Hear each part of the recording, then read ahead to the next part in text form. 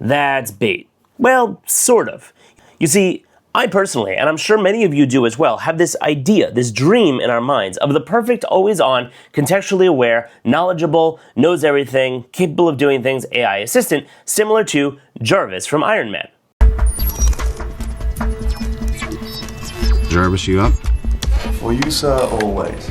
All right, that's the dream, right? Having an AI that is capable of doing all of your tasks for you and having access to all of your information, knowing everything about you, being a true assistant, a true AI assistant. But we're nowhere even close to there yet. So what I've been doing with Gemini is I've been trying to, ever since they came out with the million token context window, trying to take advantage of the fact that that is an enormous amount of information, right? Think about it. Each conversation that you do is only using up handfuls of tokens. Right? Let's say you upload a large PDF that you wanted to analyze. Sure, it's going to use a lot more tokens on analyzing that PDF, but for the most part, you're just in your regular conversation, you're not doing that. In my analysis and conversations with Gemini, a million token context window will be enough tokens, enough time, based on the way that I use it and the conversations that I use it, for approximately 6 to 9 months of conversations before it starts forgetting. And that's going to be the interesting and crucial point here, is memory. Memory with these AI assistants is something that you need it to have. It is critical for an assistant to have that contextual awareness, the always-on ability, etc., is for it to be able to remember all of these things. If it can't do that, it's not really all that worthwhile. It's similar to just a regular old Google search. Nah, not great, even with all the information Google has on us. And we've been getting closer and closer. Now, the way that I've been using it with that million token context window has been working somewhat. Okay, so what I've done is I've actually assigned segments to different chat windows in Gemini and pinned those conversations so that each one was its own agent, so to speak. So I had a work agent, I had a home agent, I have a daughter who has a very rare neurological condition. She presents as a normal child, but developmentally she's delayed about a year. That takes a lot of doctor's appointments and information management and her care management, etc. It's a lot of information I have to remember and I have to be able to manage whilst also running a YouTube channel and production studio, etc.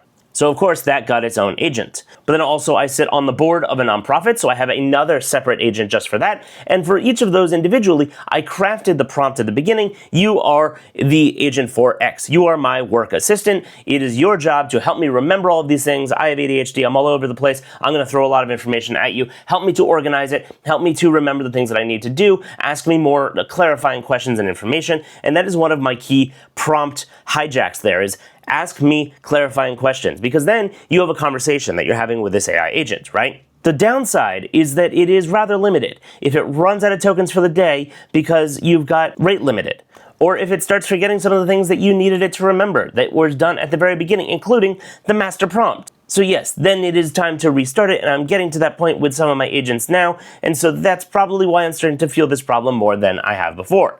Additionally, because it is all context switching from one type of agent to another, and it does not necessarily have access to everything, I have to make sure to give it access as this content is generated. So let's say I have a meeting. If it's a Google Meet or it's in person, sure, I can have Google Meet take those meeting notes, which Google has done a great job at, and those meeting notes are fantastic, but then I would have to take those meeting notes out of there and put them into Drive somewhere and tell the AI agent, hey, I need you to look at this. This is going to be part of your contextual knowledge. It doesn't know it. It doesn't remember it. Let's say I get something sent to me. If it's in an email, again, I have to tell the agent, go and look for this particular thing. It's a lot of extra work, a lot of extra steps, a lot of context tax, so to speak, where I am losing time that should be optimized with the bot, because the agent should just know all of this.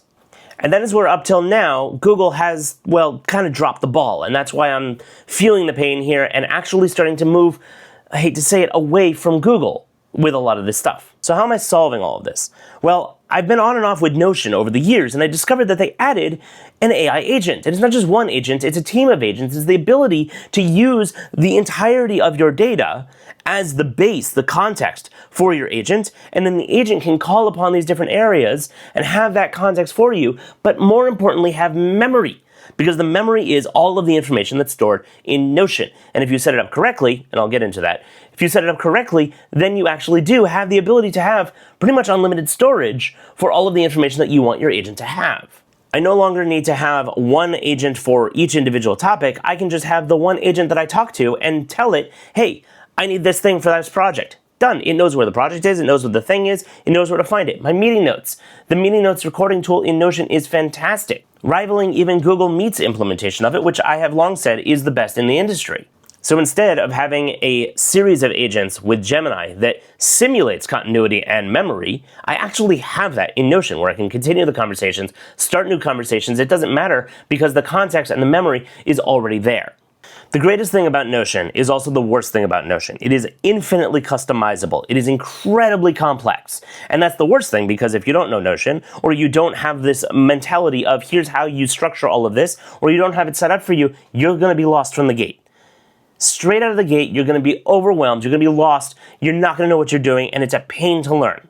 On the flip side of that same coin, if you do learn it and you are able to give it some structure, it is actually very powerful, which is why many people use it as a second brain. Now, I, being ADHD, the problem with a wonderful system is I spend all my time on productivity porn of building this wonderful system, and then when it comes time to actually using the system, oh, it's not ready yet, or I forget to use it, because then I just get busy and it goes by the wayside, and I lose the system and the structure because the information just goes everywhere and it's not organized anymore.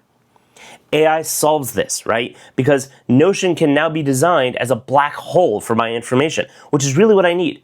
A lot of my information, sure, it's project-based, it's video-based, but it all falls into 4 main categories, right? I've got my home life, I've got my work life, I've got my nonprofit life, and I have the medical data that I have for my daughter, which is another whole area segment because it is a huge part of my life. So now what I've done is I've set up those 4 pillars inside of Notion with a backend, which I guess I'll do another video showing exactly how I set this up. Maybe I'll even turn it into a template for all of you.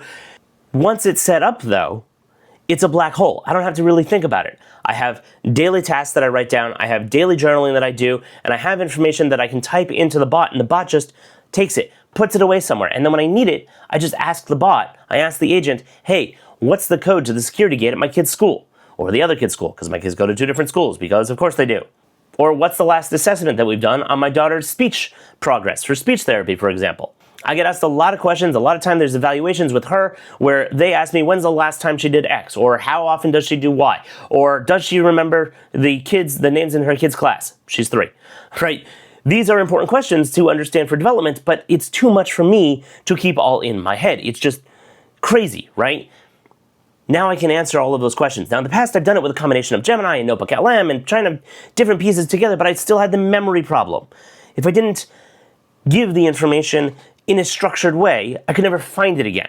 With Notion, you build the structure and you tell the agent, put this away, and it does it for you. And that is what I wish, and I've been begging Google to do for many years. To this day, still, in 2026, has a terrible implementation for task management. I'm a one-man show. I'm not a big team. Even if I was, Google Tasks doesn't cut it. And I think we've moved past using a Google Sheet for task management. I wish Google would have just bought, Notion or Asana or Monday or any of them to be able to give that capability, because Google does have Drive and it does have Gmail, it does have Docs and Sheets, etc.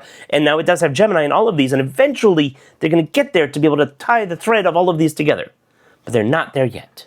And that's where Notion comes in. Notion isn't just one AI model, one AI chatbot. It's actually all of them. It has an auto model picker, say that 5 times fast, where it can choose between Gemini and ChatGPT, I can't talk tonight, Claude, etc. And all of those it will choose based on cost and complexity of the query that you're giving it. But the thing that makes this really all work together is the fact that I tell it to create a new task in my production called Google, We're Breaking Up.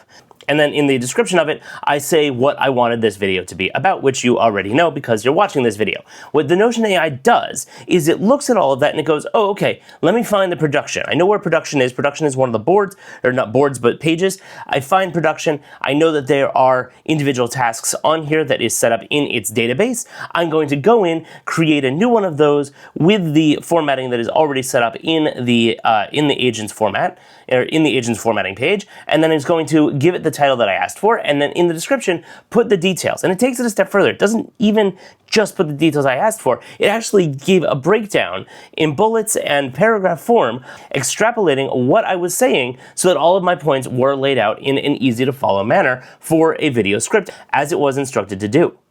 And then from just talking at my agent, I had a complete list of bullets, which is how I like to record. I don't use scripts. I'm not reading from a teleprompter. The teleprompter's over there. I don't like the way it makes my eyes go side to side. I never really mastered that skill. I'm talking to you straight. I look at my notes over here, which right now is a Notion page, and then I look at the camera and I say what I have to say. Sometimes it takes me a couple of takes, but that's how I do it, is all in bullets and with, the important points that I'm trying to say. All of that is already organized and broken down for me. So from that one prompt that I did in the car, mind you, while talking to my agent while driving, it was able to put this together into what is basically a nearly finished show notes for me, or video notes for me, to go and create a new piece of content. That's huge.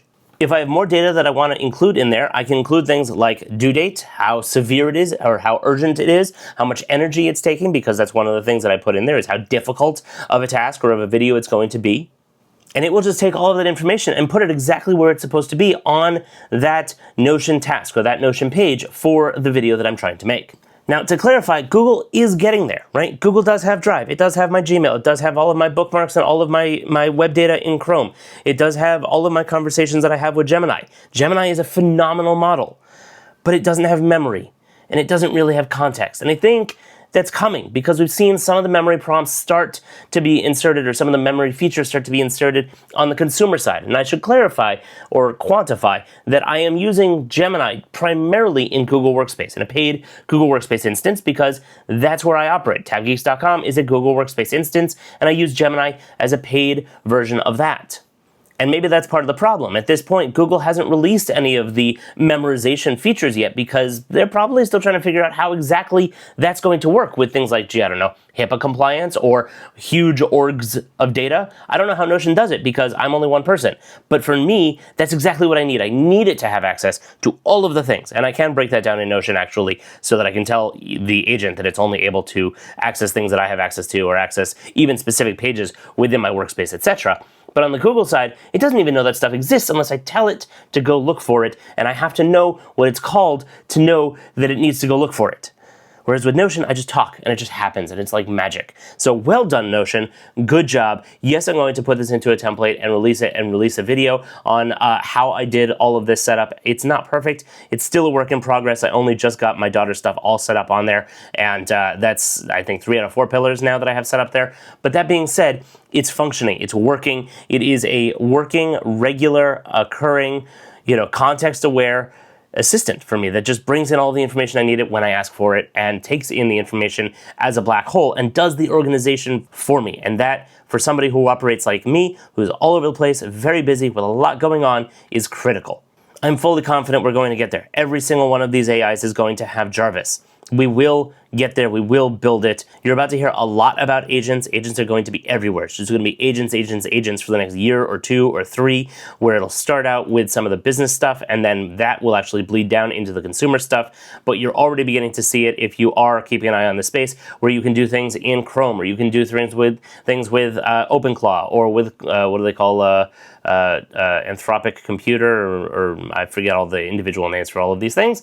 But OpenClaw, the guy who started OpenClaw, the Claw father, he was hired by OpenAI to work for ChatGPT, and now he's building out probably their version of it over there, and Anthropic and everybody else is building out their version of it. And I'm sure because Google actually started working on this at last year's I/O when they showed off Project Mariner, they called it, and now Chrome has some of these features, the ability to control things on the web page. That's not necessarily the whole computer, but to the whole point and argument of Chromebooks, that is most of the web, right? Or most of what we do is online these days. If you're a developer, yes, there's a lot more stuff that you do generally locally on your computer, but a lot of that really can be done on the web, depending on your development environment anyway.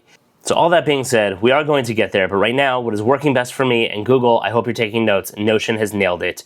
I'm looking forward to what's coming up next with them. They are cooking.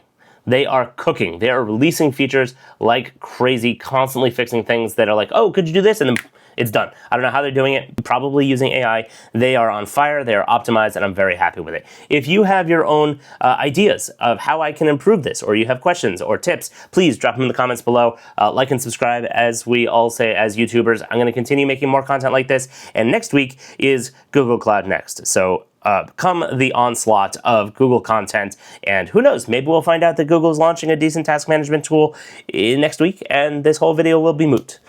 Stay tuned. As always, thanks for watching.